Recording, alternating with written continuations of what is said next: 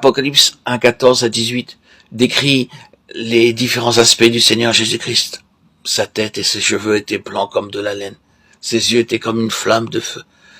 Ses pieds étaient comme de l'airain ardent. Sa voix était comme le bruit de grandes eaux. Apocalypse 1, 15, 19, 6. Ésaïe 30, 21 dit, tes oreilles entendront derrière toi la voix. Dans Roi 19, 12, 19, Dieu parle à la fois dans un murmure doux et léger et avec une voix tonnante. Ses mains tenaient 7 étoiles. Le Seigneur tient les églises dans ses mains.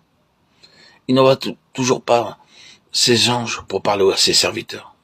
Le Seigneur peut envoyer des anges pour notre protection, comme nous le voyons dans Josué 5, 13, 15, dans Genèse 2, 32.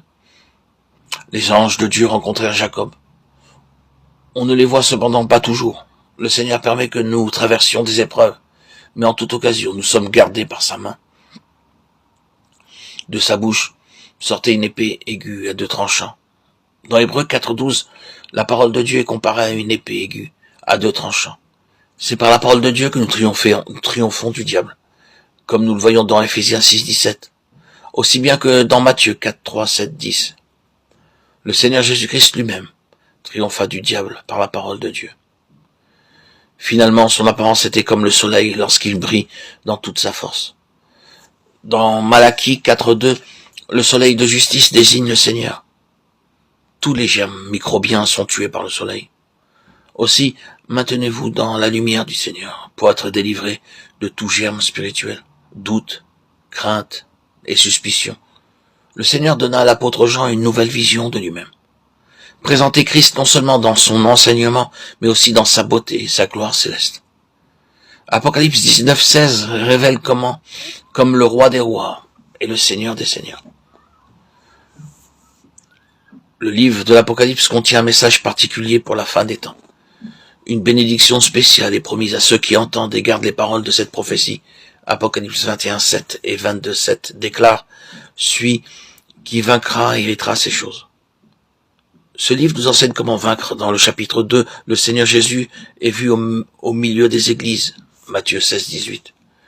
Le chapitre 2 et 3 montrent comment le Seigneur Jésus-Christ a vaincu le diable. Le diable se présente de 4 façons. 1 Pierre 5, 8, comme un lion rugissant. Acte 20, 29, comme un loup dévorant, apportant un faux enseignement, ainsi que des conflits dans le peuple de Dieu. 2 Corinthiens 11, 14, comme un ange de lumière. Ésaïe 59, 19, comme un fleuve. Le message de ce livre peut être divisé en 7 parties. Chaque partie du livre de l'Apocalypse représente une période de l'histoire. Il y a en tout 7 messages. Chaque message est subdivisé en 7 parties.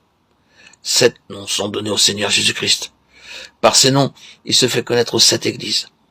Dans chaque église ou période, c'est la connaissance de sa personne et la manière dont il se présente qui permettent aux vainqueurs de vaincre.